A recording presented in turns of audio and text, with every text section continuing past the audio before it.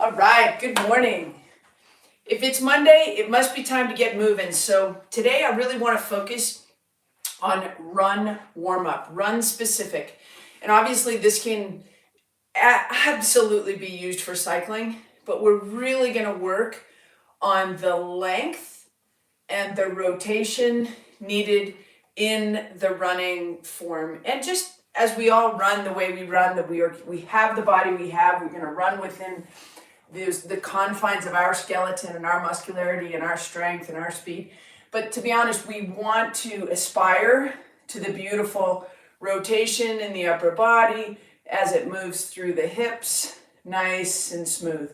So we're going to work on that. Today, you will need your stability ball, the big stability ball. Don't worry if you don't have one. And then I also want to bring in the little mini loop band.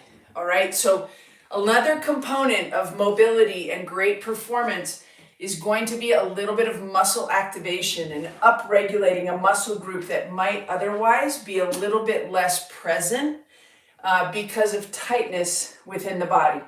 So let's go ahead and just start with that very comfortable, very familiar 90-90 half kneeling position. We are going to also use the foam roller today, but I want to get the tissue warmed up a little bit before we start hitting the foam roller today. So everything should be coming more and more familiar to you. So let's go down on one knee and just nice, easy pulses into that hip. Easy pulses. We're not trying to exceed any kind of tissue. We want to stay behind the baby gate. We want to stay with what our tissue and our brain, as they communicate and give us range of motion, we want to make sure that we're listening to what our body is telling us. Okay? Good. Nice and easy. Other side. And as we do those gentle half kneeling hip pulses, the brain starts to get more comfortable with releasing tissue and allowing tissue to express itself, because it's going to feel a little bit of heat. It's going to feel a little bit of patience on our part to ask for what we want out of our body and out of our performance. Okay, good. So that was just straight up 90-90, and that would be right down the middle. So let's take it now to 10:30. Just because you can get to that 9 p.m. or 3 p.m. to the side, I don't want you to go there. So we're 45 degrees out from the hips, and the hip joint here, we're just going to focus keeping the hips square to the midline, and then let that left knee gently go over the toe. So keep the chest up, as I cue you a lot. Keep the ribs up and off the hips. So all we're thinking about, keep the ribs off the hips and let the knee go over the toe. Nice big shoulders. And I bet that's about 10 there. Here's midnight. Here's 2:30. Pull the ribs off the hips. Get used to doing that little decompression breath. And then just very gentle, knee over toe. We're getting good ankle mobility. Your ankles should be staying, your heels should be staying on the ground. Shoulders up nice and high. Ribs off the hips. 8, 9, and we're getting that little bit of tension there. Okay, we're going to go back to the 90-90 half kneeling position. This time, as we go there, so the right knee is down. Everybody match. Right knee is down. Left elbow, there's that 45-degree angle again. So as we go into that knee over toe, that left elbow is driving up and back. 2, up and back. 3, 4, 5. And then we're going to go same knee down, right knee stays down, and left elbow is going to go up. 1, 2, 3, 4, up and back, up, and 5. So we want that lat to help pull the ribs off the hips. Okay, left knee down, we're focusing on the right elbow, up and away. 1, 2, 3, 4, 5. Stay on that same side. We go same side. Left elbow up and away. 1, 2, 3, 4. One more. And 5. And good. Let's go back to the right knee down. We go out to 10-30. We're going to work on those adductors just a little bit. Now, the entire arm, the right arm is going to go up and away. So left knee over toe, right arm up and away. Big inhale here. Inhale here.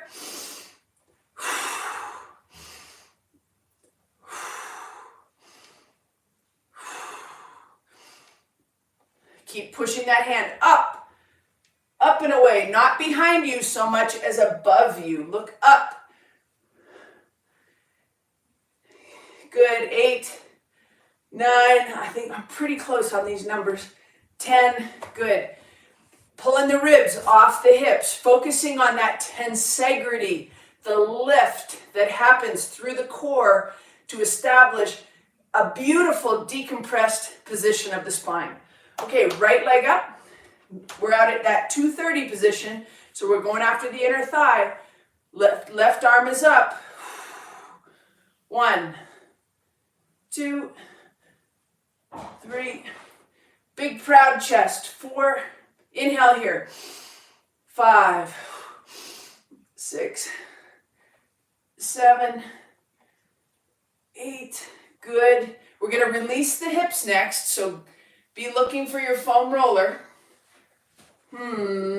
Where is my foam roller? I only have like 4 of them down here. Found one.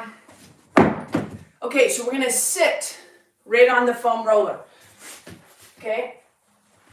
So sitting on the foam roller, we're going right after the hips. So this first move, let's just keep the knees right in front of us. And we're just going to gently roll through the glutes. And you can go to the left side a little bit, and we're right up by that sacrum. Right up by the midline of the body where the glute max attaches. Good. And just nice and easy with the medial part of the glute. And that'll be glute max. So right up in the top. And as we get now to roll onto the left cheek of the butt, let's go down to that sits bone, which is the top or the bottom of the pelvis, but it's the top of the hamstrings. So right in there, you might feel a little bit of cranky from your big weekend, and you're just going to work through that whole glute. A little bit achy for me, not pinny. When it's pinny, sometimes that's piriformis. Not all the time, but usually glute max, glute med don't present as too pinny. They might be achy, but they're big, thick muscles. When you start getting below the surface there into that piriformis, that's where you're going to feel a little more pinny because there's that sciatic nerve is in there. Okay, so onto the right side glute. Working through it. Working through it. Remember, guys, the 3 key points of mobility are the ankles, the hips, and the thoracic spine. And hopefully you can start to see my thought process as I put these sessions together for you on Mondays. We went after ankles and hips. We added big reaches. We added big elbows. Okay, good. All right, so now we got a better chance to get to piriformis to see if you really went to the well this weekend. So take your left foot, put it onto your right knee. And you can see today, I grabbed it and pulled it. When you grab and pull, it usually tells us that you can't just put it up there. So there's a little bit more tightness in there than you might think. So just go ahead and let's work through that more open position of the hip. And just, again, be very gentle as you work through the glutes. Good. I'm not going to spend too much time there. Okay, right side, same thing for me. Got to grab it. And sometimes I can even watch an athlete's facial expression. And their facial expressions will tell us a lot about tightness in the body.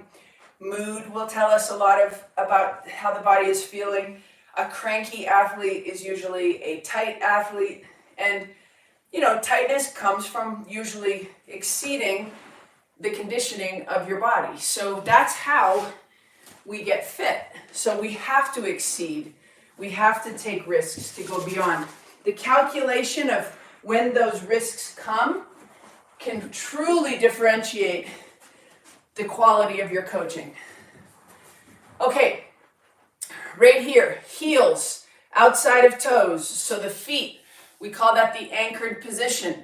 We're going to use the stability ball to activate the inner thighs. Okay, break the hip to the back, nice athletic position. Squeeze the stability ball, knees in, 5, 4, 3, hands on the hips right now, 2, 1, let the knees go out, squeeze again, 5, 4, a little shaky for me today, 2, 1, back out. We're going to add and upregulate glute activation by pushing the hands to the front, squeeze the knees, 5, 4, 3, 2, 1, and relax. So we're going to come back. We've got 3 more of those. But the first thing I want to do is let's go ahead and do a little bit of decompression breathing. Feet at shoulder width apart. Heels just slightly outside of your toes, bringing us into hip internal rotation. Hips to the back just a little bit, hands to the front just a little bit. This is not a very end range founder. Okay, so just a little bit of hips to the back. Thumb on the bottom rib, pull the ribs off the hips. There's no tension in the back line right now, or very little. Inhale and exhale. I want you to expand your rib cage 360 degrees. Ready? Inhale and exhale. Inhale. 3 more big breaths. This is another way we can express mobility in the thoracic spine by expanding the rib cage, using the internal forces of the lungs. At the same time, we're working all the muscles of respiration. That just goes by the wayside. So we just rely on the passiveness of breathing, right? Okay, so we're back, wrapped around the ball, feet are anchored, hands to the front, hips to the back, squeeze for 5, 4, 3, 2, 1, release. We got 2 more sets. Squeeze, 5, 4, 3, 2, 1, and 1 more time. 5, 4, 3, 2, and 1. Good, so we can put the ball away, put it just to the side, okay? And then we're gonna get the mini band. We've got 2 sets of 10, 5 each side. If you don't have a mini band or a stability ball, you would stand wide and squeeze the muscles without letting the knees come in. So that's an isometric. It's good to have some tools in the house. All right, so we're just above the knees. We're going one side. This should be a moderate to light band. You don't need a bunch of resistance here. 2, 2, 3. We want to see quality of movement. 3, 3, 4, 4, 5, and 5. Good. So we don't want to light up the big glute med. It will work, but we're really looking to upregulate the lateral system of the body with a little bit of resistance. We don't need a lot. Okay? So right here, around the ankles, 1, 2, 2, 3, 3. Hips to the back just a little bit. 5 and 5. Okay, great. Let's take that mini band. You're going to hold it straight out, and we're just going to pull it like a bow and arrow, okay? So we go into a split stance. Right leg back, left leg forward. Left arm straight out in front. And all we're doing is right elbow. There's that right elbow up and back. Lower body's not moving. 3, this isn't foundation training. This is just part of it. It's foundation training because it's an archer. Squeeze the shoulder blade together, elbow high. Keep those ribs off the hips.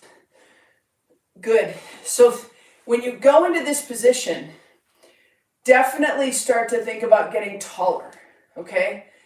We're going right arm out, right leg in front. If you don't have a mini band, you're just doing the movement without resistance, okay? Ready? Get tall, decompression breath. 1, 2, 3, stay tall. 4, 5, 6, elbow up. 7, 8, 9, and 10, and good. Okay, that mini band can go away. We're not looking for a full workout. We're really just looking for muscle activation. Okay, right here, we keep working on these elbows to the back. Let's get into a wide stance. Push the hips back. We're into a founder. Now we are in foundation training.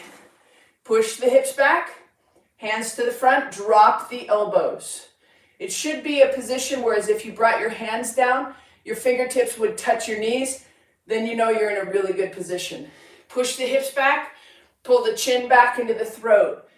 From right there, we're gonna forward fold to the ground, fingertips to the ground. From right there, right hand to right knee, left hand to left knee, come right back up, go right back into your founder. Forward fold. Fingertips to the ground. You should feel high hamstring here. Push your hands forward just a little bit. Lengthen those lats. Push your hips back. Right hand to the right knee, left hand to the left knee. Come right back up. We go right back into a founder. Push your hips back. You're getting more and more movement through your hips through this because you're getting activation right here. Holding strong, getting good in this position. You don't need a lot of tension here. Forward fold. Try to keep those knees nice and straight. Reach the hands forward. Now we're going to drop the head. Stay where you are. Keep your head dropped. But as you drop your head, you can really start noticing how the position of the head can impact how the back line works. Right hand to the right knee, left hand to the left knee, and come back into a standing position. Okay? So now, we want to work through the clavicle. So right here, all I want you to do is take your fingertips. The clavicle is also known as the collarbone. So right here, right below the collarbone, I want you to just use your fingertips like a foam roller to just press into the attachments of the pec through the collarbone. Okay, down into the sternum. You can work across the breastbone, and we're below the collarbone, okay? Now, from right here, there's a big muscle right here called the sternocleidomastoid. It's big. You can grab it, right? I want you to pull the tissue. I want you to drag the skin along that SCM and just left ear towards the left shoulder and just drag and then start to look up. And we're just working through the neck. Okay? Same thing on the other side. We're kind of going side bend with the head and just working through the SCM away from the head. And then we're just going to go ahead and drag and start to look up. And drag and start to look up.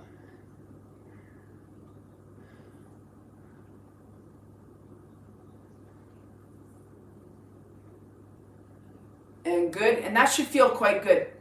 From that position, let's just go into a full kneeling position. Thumbs on the bottom rib, pinkies on the hip bones, push the hips back just a little bit. We should not have a lot of tension here, so we're just barely in a forward lean, okay? From right there, pull the chin back into the throat, And we're just gonna look left and look right. And look left and look right. Expand the rib cage with your breath as you're moving your head.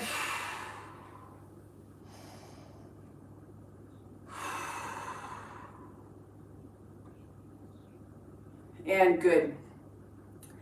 One of the best run warm-ups I can give you. I'll keep going with this. Give me a thumbs up. Share this with your friends. I really appreciate you coming out on a Monday. Remember, you can use this again on Wednesday. Peace out.